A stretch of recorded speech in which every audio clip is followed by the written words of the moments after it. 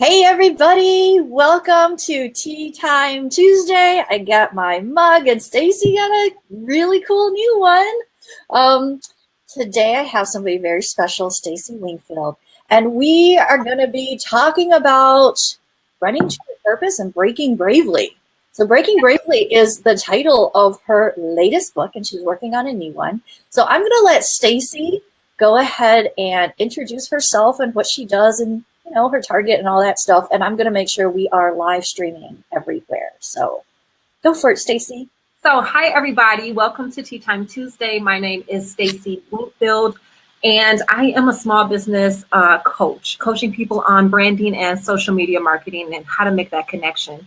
So what I do is I coach entrepreneurs on how to build a committed social media following, and how to clarify the message and how to basically get past their self-limiting beliefs so they can start making money in their business.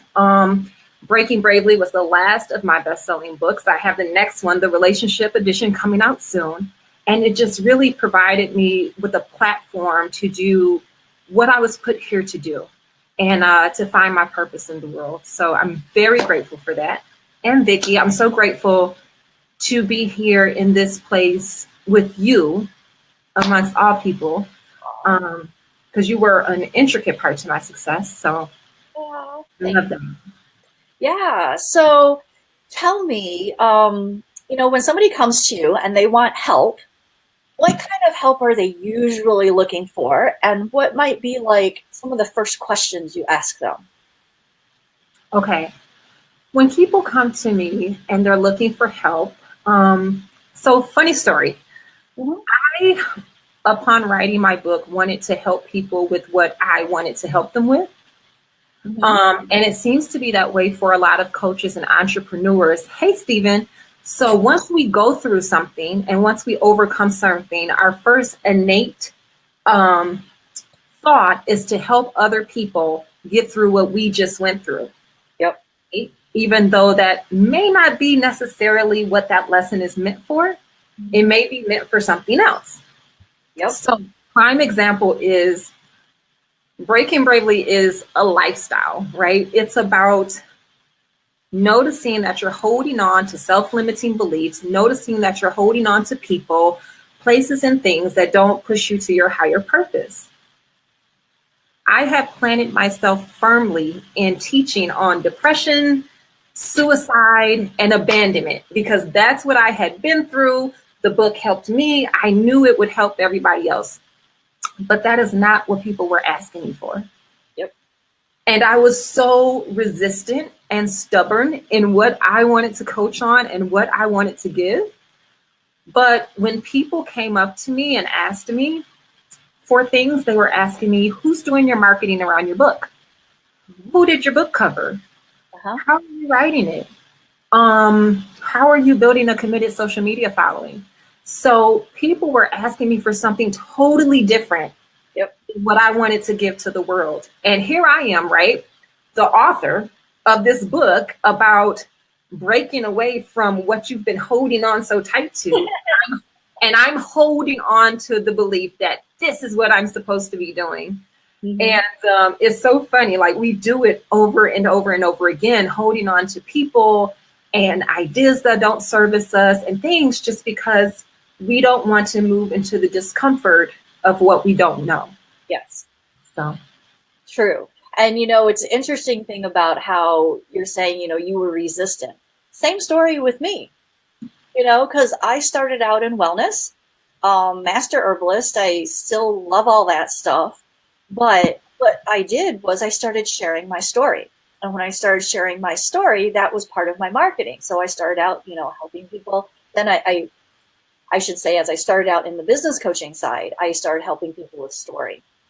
And then, I wrote my book, and then I did press release, got seen on ABC, NBC, CBS, and Fox. I got asked to the Dr. Phil show, all these things started to happen.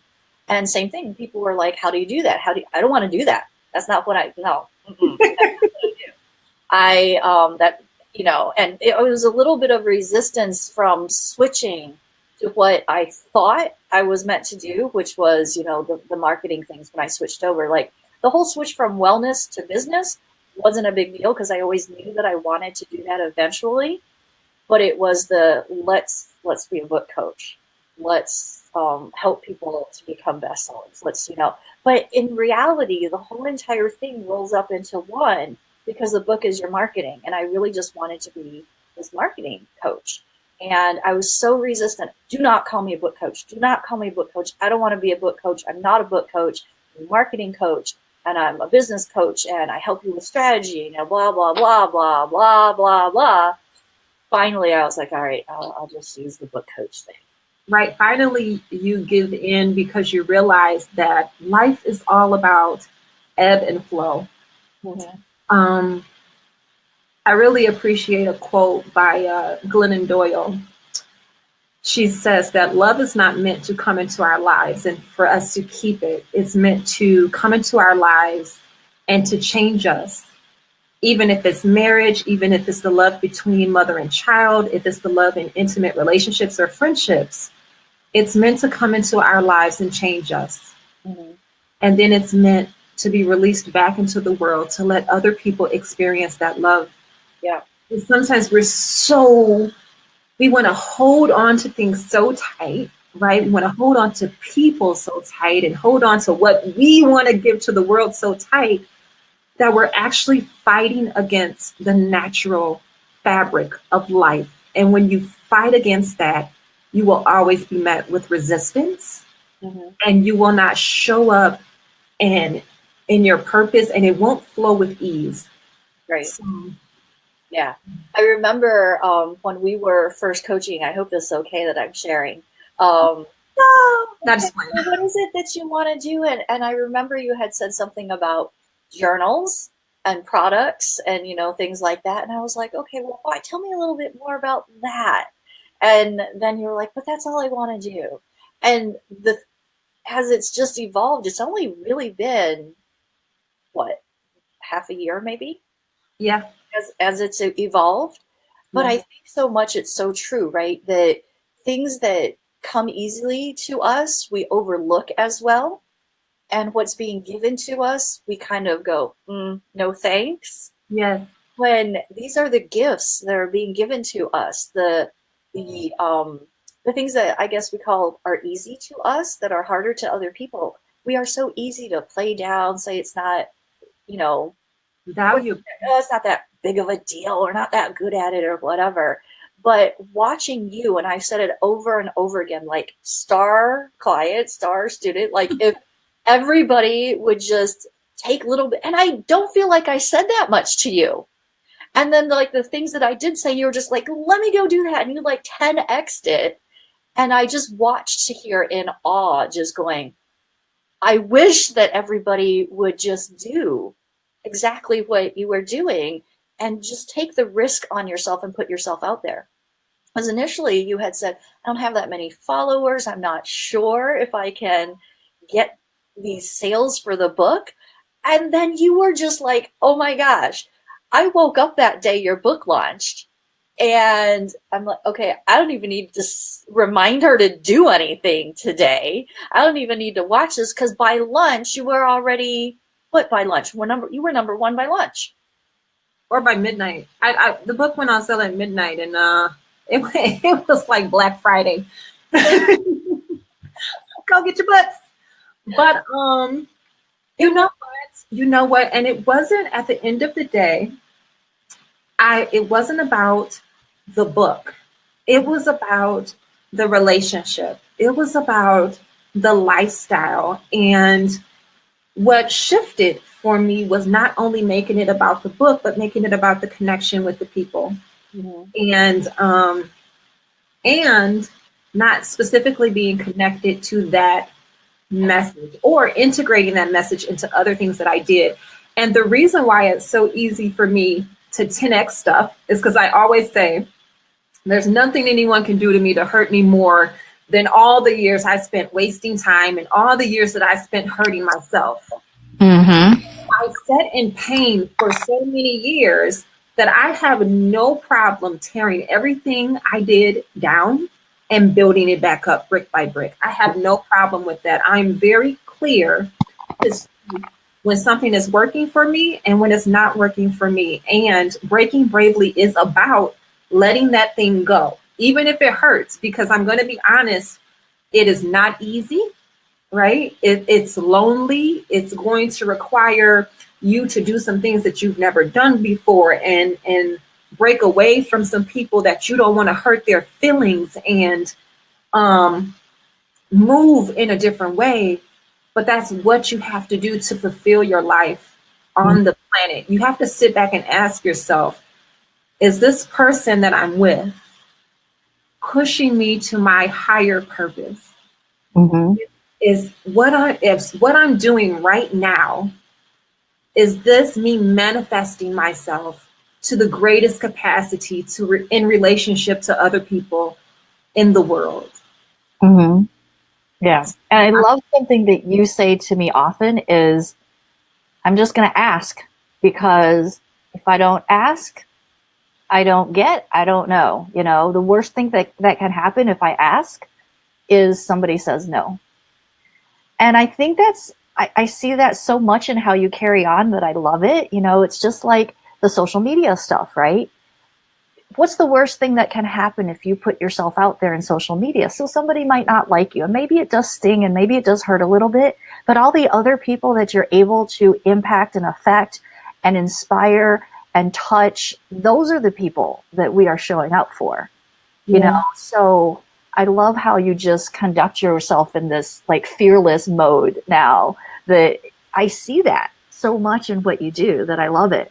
Yeah, because now it's like a forward propeller, right? There's nothing left for me behind. Mm-hmm. You know, there's no turning back for me. And I like to share a story, because even though I move forward, it's still difficult. It's still a daily challenge, and you're met with resistance, and you're questioning yourself. Like, does this really produce value? Mm-hmm. So I did a 20-minute clarity session Mm-hmm. with a client for her business. Mm-hmm. And she ended up not going with my services at the time. She said she wanted to wait, and that she would get back with me later. Mm-hmm. So initially I go into, well, actually not with this particular person, but I used to go into what did I do wrong mode. Yeah. Or what was wrong with me, or why didn't I close this client right? And we never actually get to hear sometimes the reason why.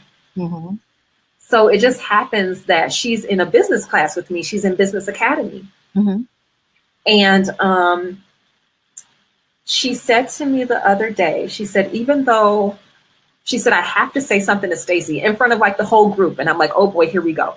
Mm-hmm. So she gets on there and she says to me, even though I wasn't ready to go forward with you on that day, she was like, you are in my future.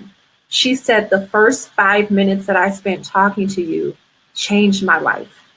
Mm. It changed the direction of my business plan. It opened my eyes to so many different things. And she was like, I need you to know that when you give people 5 minutes of your time, mm-hmm. it can change their life. And then that just reaffirmed to me like, oh, okay, God, that's it. You know, that's it. I'm walking in my purpose. Because when I was trying to coach on depression and suicide, everybody wasn't like, hey, pick me, you know. So you always want to ask. I always say that prayer is where you go to ask the question, mm-hmm. you know, and then in meditation, you sit still enough for long enough and be quiet enough where you can hear the answer. And that's just the place where I now reside, where I want to be a funnel and not a filter. And I just want the universe to pour through me, God to pour through me. And you'll know it when you find it. Like, you'll know it because it's easy. Yeah. And it feels good. Yes. And you're excited about it. You know, sometimes we talk about like, what should we do? You know, people are like, I don't know what my purpose is. I'm not really sure which way. There's so many things that we could do, right? But just because you can do them doesn't always mean that's what you are called to do. Yes. And I say with books as well, you know, people are called to write books. I truly believe that. When you're told to do something, it's kind of like your parent, right? You're told to do something by your mom or dad, and you're like, I don't really want to do it. But when you decide that you want to do it on your own for your own reasons, then there's a lot more motivation to doing that, right? Yeah. So when somebody says, "Oh, you should write a book. You have such a great story," you know, this and that. I get so many people say, "My friend told me I should do this. My husband told me I should do this. Everybody's telling me I should do this." Okay, well, do you really want to do this? That is the question, you know, and that totally applies to business and books, you know, all that stuff. So, Yeah. Because now, even though Breaking Bravely is my heart and it gave me the platform to do so many different things, and I have the second book coming out, I'm actually doing my book, how to make your, on the how to make your brand scream. So it's on branding and marketing, which is a totally different direction, but I'm not so tied in or vested into one thing that I'm not allowing myself to move with the flow of life that is showing me, hey, go this way. Go this way, not that way. yeah.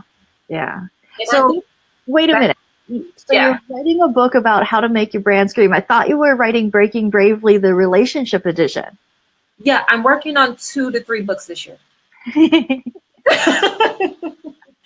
So I have to do the relationship edition. And what's great is people are on my page today and they are blowing it up. So little do they know they're actually writing the book for me. Yep. That's the best way to do it. But I feel like it's something that's needed and it's something that's deserved because people are waiting on it.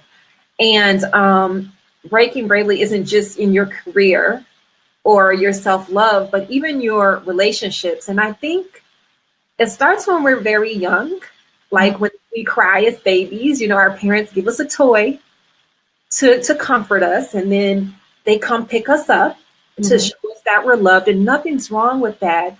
But what we do is if we're not raised recognizing our own self-worth and our own self-love, we start to place that into other people and other things. Now, I'm not a coach on how to get into relationships, but what I can tell you is how to break away from relationships that no longer serve you and how to maintain those friendships once you're outside of the relationship. It was so funny when I was doing my speaking engagement the other day.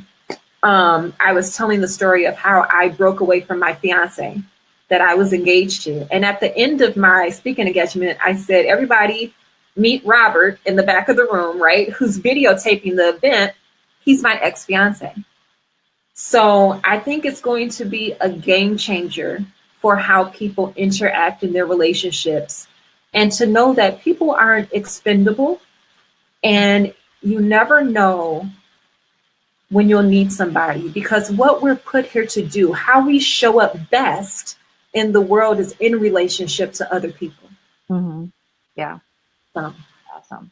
So I know you put out a lot of quotes from Breaking Bravely, the first one, not this one that we're talking about. Yes. Do you remember which one of those quotes that you put out was like the top, or maybe one of the topest? Yes, there's a top one that people love. One of them was on the front of the book. One of them was, there's nothing anyone else could do to hurt me more than all the years I spent hurting myself. That's a really good one. All the years I spent holding myself back, all the years I spent holding on to people who really weren't for me, but I was trying to do the right thing. You know, that was time that I could have spent, and that was love that I could have spent placing back into myself. Yeah. And another quote that was really big, it was, I never realized my capacity to love until I cried for the person who hurt me the most. I remember that one. Yeah. So what kind of responses, feedback did you get for those 2 quotes? What were people saying? Like, wow. You know, like, wow. I think it brings them to a place of vulnerability. Because everybody wants to be the tough person and the tough guy and say, this really doesn't affect me. But you really don't know what love is until you're really ready to sacrifice. And you have to know who you're willing to sacrifice for and what you're willing to sacrifice for. And love is really about letting people go, letting things go so that love can be shared. And then you're not holding each other's heart hostage just because you want that person and you don't want anybody else to have them. Right. So like I said, I think it was a really big eye opener for people that we no longer need to hold on to things so tightly. Yeah. We need to move with the ebb and flow of life. Yeah, that's so true. Now, I can imagine that there might be some people watching or maybe later watching the replay thinking, all right, well, now Stacie looks so put together. And, well, of course she could get herself out there. And, of course, she got these followers because look at, she's so magnetic and she has this engaging personality and she looks so comfortable on video. And listen to her quotes. Like, I can't come up with anything that, you know, phenomenal and anything that catchy. So I don't know if I could really do what Stacie did to grow a following. So what do you say to those people? That's what I deal with people with clarifying their message. Mm-hmm.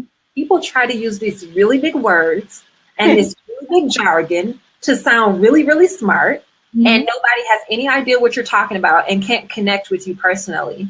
Yeah. Some of my biggest quotes were the most simplest things that you could say. Yeah. And so I would say to that, get out of your own way.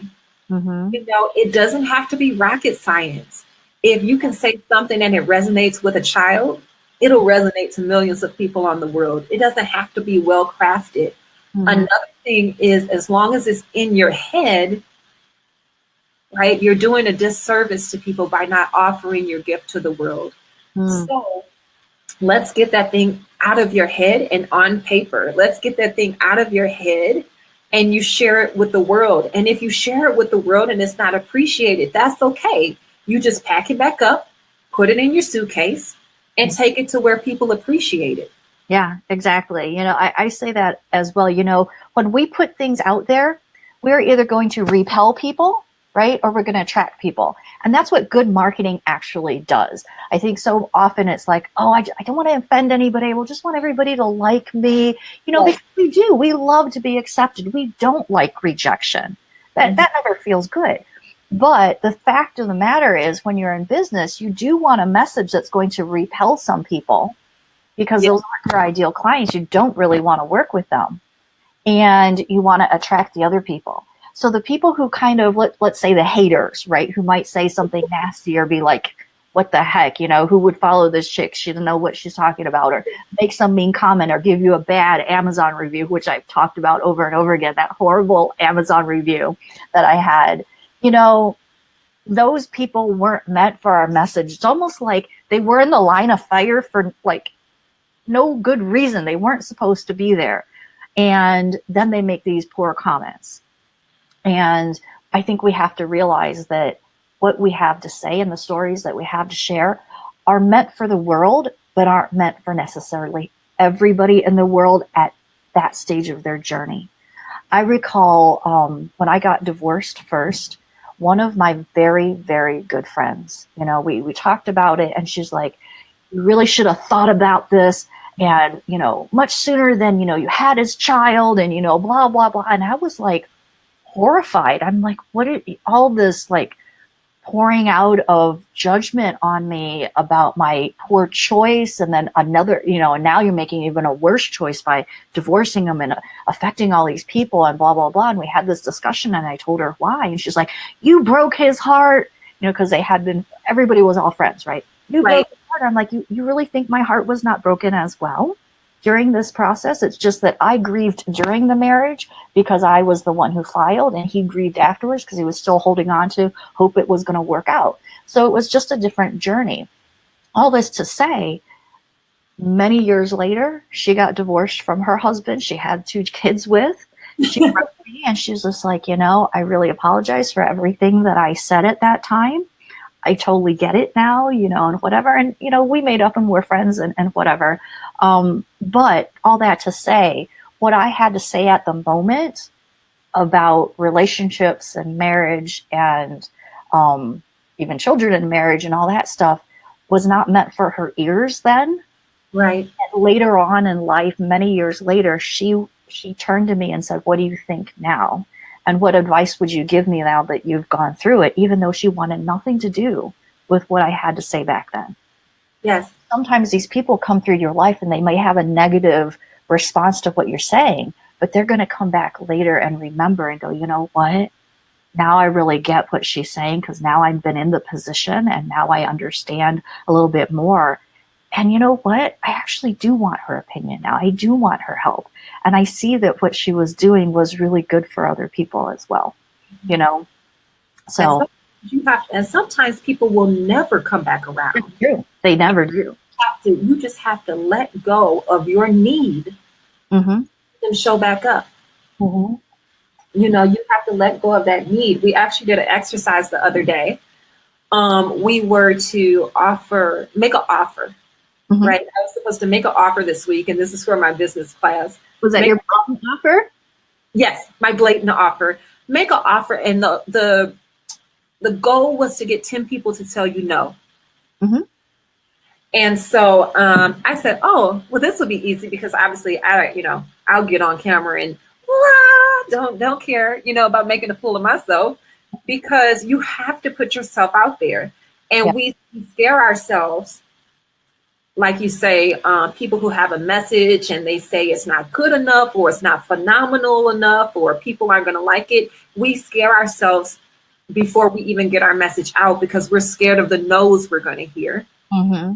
Yeah. And the thing is, when you put the message out, I got way more yeses than I got no's. But if I had let the fear of the no paralyze me, then I would have never expressed that to the world. And nobody would have ever said, oh, I do need to purchase another copy, or, oh, I do need to buy my copy today. Right. People have to hear things over and over and over again before they process it in the first place and will go with your service or your product. Yeah. And as you're talking about that, I'm thinking, oh my gosh, kids, right? When you tell them no, do they back down? No. Oh my gosh, they just keep going and go. I'm like, did you hear me say no? Did you hear me tell you no? And eventually you end up compromising. Oh my gosh. And then they ask in a different way, and then they try to negotiate, and they this. Somewhere along the line, we got scared of hearing that no when we're 3 or 4, or even my kids 14 and 17. When they get told no, they're like, doesn't really mean no. If only we as adults would feel a little more okay with the no and not make it seem like it was the end of the world all the time. Right. Or if mom says no, I'm going to go ask dad. Oh yeah, that happens too. And now I'm like communicating with my children via text. So it's like, can I go to my friend's house? Did you ask daddy? And then it's like, okay, I asked daddy. Or, one of those things where it's like, they think if they ask the one, the other, like, we're not going to communicate with each other. You already asked me, and now you're going and asking him and trying to, nah, that's not going to work. These kids, they really know, right? And if only we didn't have that, I don't know, what fear, rejection. It's like we have more fear as we become adults, because I don't know, we're scared of what other people would think. We're scared to hurt other people's feelings. Mm-hmm. We've been hurt a lot as well, through life, with whatever mean things people said, or bullies, or this and that. I mean, I still remember things from elementary school. I remember a pair of these. So, I like to have things that are different.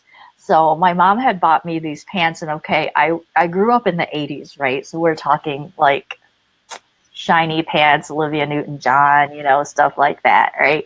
So I show up in school in these, like, they're kind of satiny, and I remember I had 2 pair. One was copper and one was black.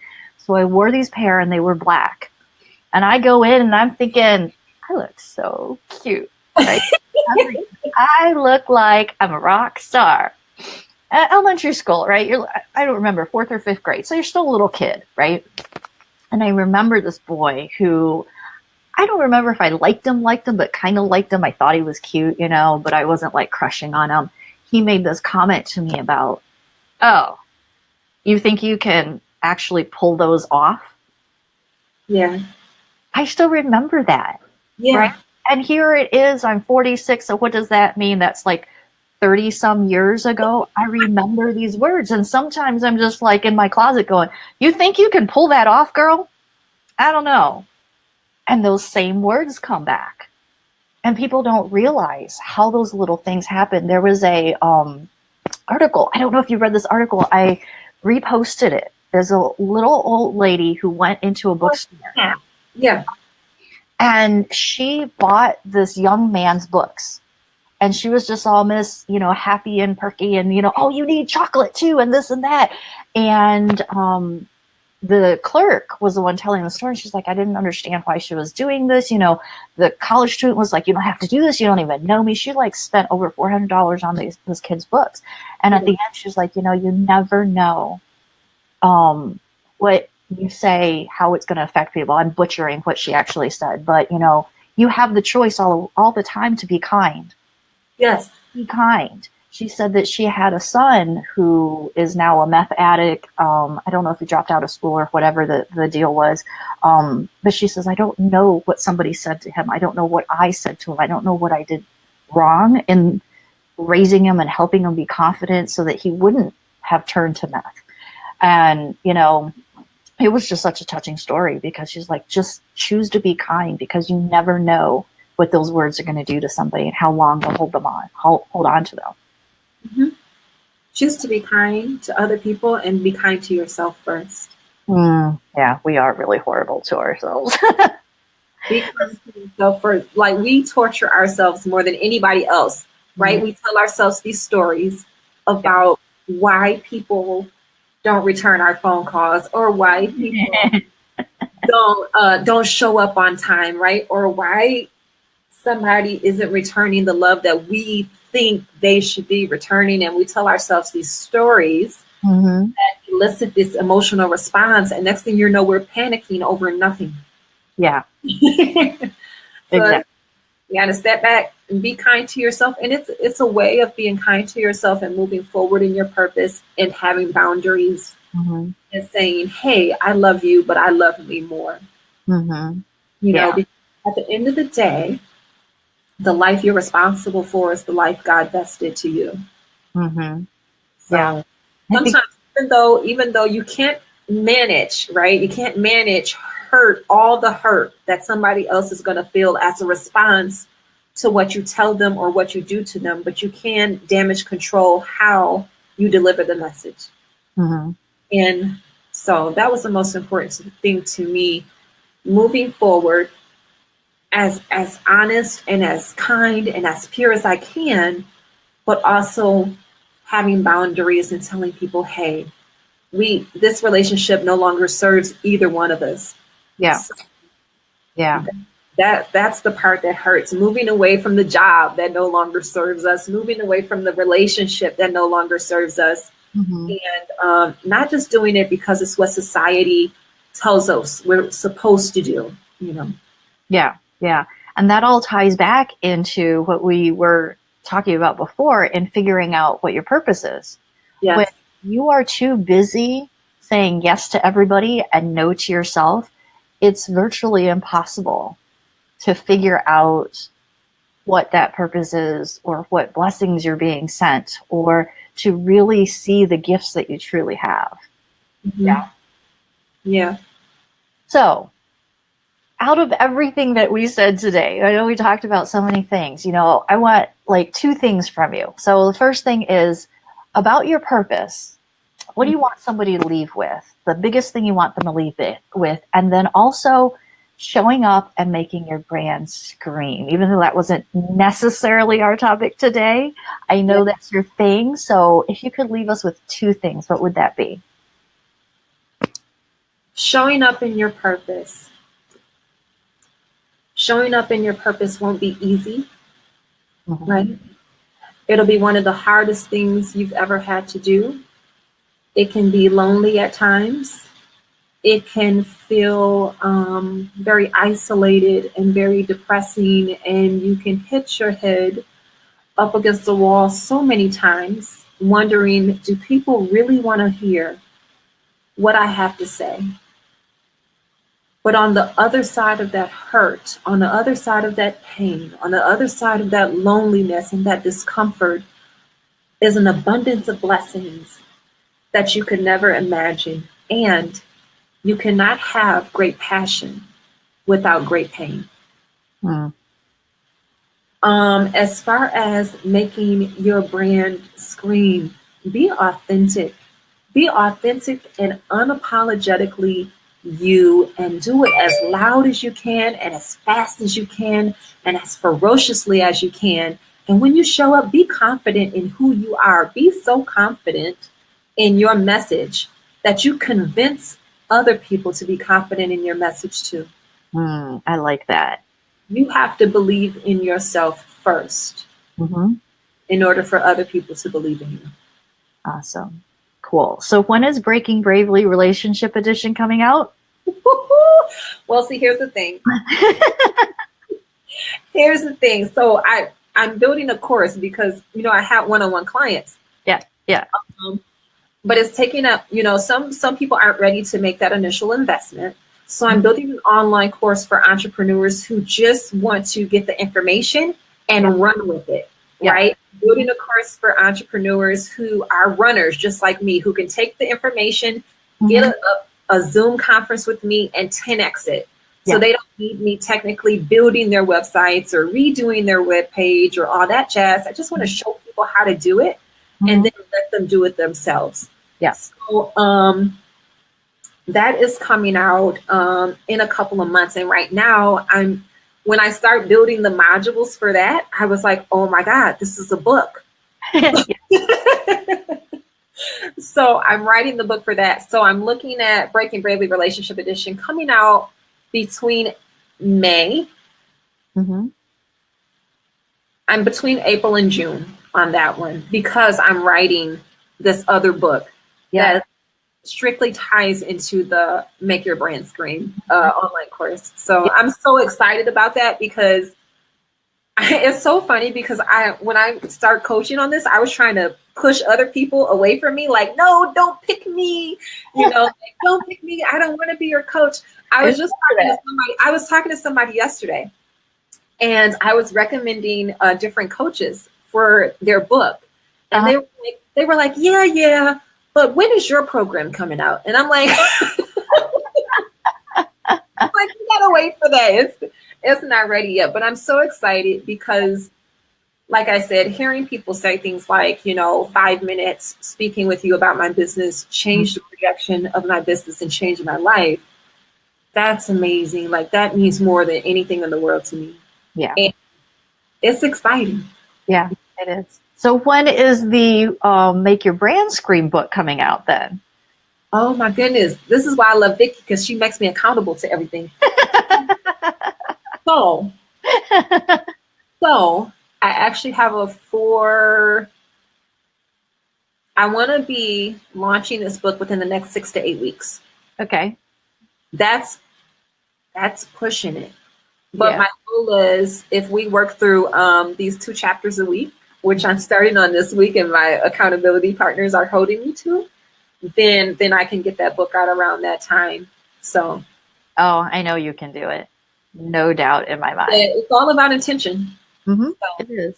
Definitely all about intention and a reason and having that goal. People tend to elongate things unnecessarily. Yeah. Fascinating, either because it's like, oh, I need to do this first, or I need to be more perfect first, or I need to whatever first, or my life has to be not so crazy first. Right. And that's never going to happen. Right. Know? And what's in your head, what I had to get over, what's in your head is valuable. Yeah.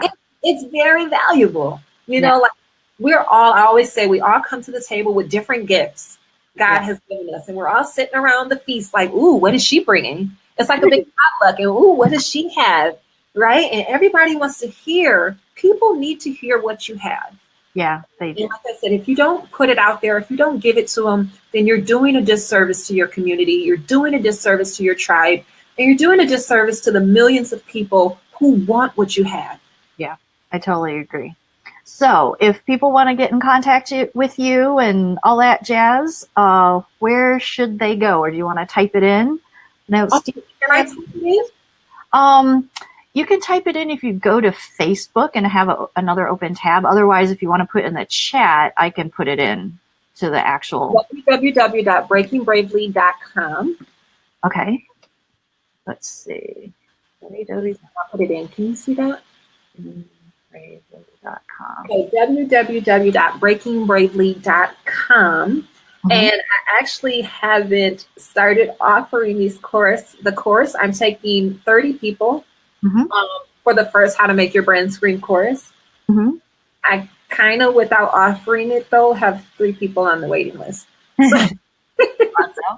Love it. I've had people reach out to me like, hey, when you got that thing coming out, just get in contact with me. So I'm very excited about that, but I want to keep it manageable, and I want to keep it to the point where I can interact with people. I don't like big crowds of people because I'm really touchy-feely, and I like to touch everybody that I'm working with, kind of like what you do in your Real Deal Insider. Like, I want to be able to look at what you're doing and not be overwhelmed with it. Yeah. Cool. So if they want to get on the wait list, where should they go? Should they just message you? Yeah, definitely message me, because I haven't even put up the price of that package yet. Or they can sign up for a clarity session. If they go to www.breakingbravely.com, they can sign up for a free 20-minute clarity session. Okay. And I'm actually giving an early bird special for anybody who wants to get on the waiting list, since it is a couple of months out. So yeah, I would just talk to them one-on-one. And I want to make sure that I would prefer that, because I want to make sure that I can add value to their brand and to their business, because I don't take on every single client. Yeah, right. Exactly. Cool. All right. So if you want to get a clarity call, go to breakingbravely.com, get on Stacie's wait list, because it'll probably fill up before it even comes out, if I know Stacie. Right. People are like, do you need that much time? How about we start now? I'm pretty sure that's what they're asking you. They are. And I'm like, can I create it first? Because I'm like, I need structure, even though I can get on and of course I can talk to you and change the projection of you right now, but I want something that's structured so people have something that's tangible. Yeah. To take home with them and feel all comfortable. And I want to do my videos for them. So I just am not getting on live, because live is just what I do. Right. But I want the meat and potatoes to your live. So cool. Awesome. So go check out Stacie, like her page and all that other stuff. And then if you guys are invite your friends to the Breaking Bravely book page. Yes. And my business page. Hey, Dan. My business page is called Maximize Your Capacity. So if you want any tips on your business or anything like that, I also post to that page. That's Maximize Your Capacity, and it's on my main Facebook page. Okay. So. Awesome. So people can find you in those different ways, message you if they want. Yeah. And yeah, Deanne just jumped on. Hey, so we're just wrapping up though. So if anybody is a replay watcher and you have questions, go ahead and type those in, and Stacie and I will come back and check. Yeah. And of course, she mentioned my Real Deal Insider. It's constantly enrolling, so it's an open enrollment. And we're going to be doing our next training, actually our next live training on the 2nd. There's a library of awesome trainings through the whole thing. It's like $7,500, and it's just, I add to it every single month, more and more things and whatever people ask for. So if that's something that you are interested in, upping your marketing, creating funnels, looking at copy, I really put my eyes on copy, give you feedback. It's kind of like, group and one-on-one coaching, but at its best. The reason I made Real Deal was because I was in so many group programs, and it's like they just give you stuff. And then they're like, go figure it out on your own. And I'm like, well, wait a minute. I don't know if I'm doing it right. I think I'm following the rules, but I'm not sure that I'm following it the way that I should. And maybe I should say something differently and, blah, blah, blah. So it wasn't until I got direct one-on-one coaching that cost me tens of thousands of dollars that I actually got eyeballs on my copy and was able to really improve that.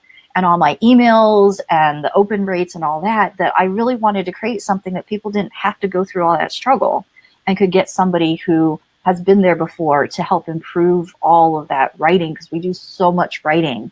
People are like, wait, your books, your market, it actually all ties together. Like, seriously, it is one thing, and it all ties together. So it's completely always enrolling. It's just $297 a month. Deanne is in it. Deanne is blowing it up. She's oh my gosh.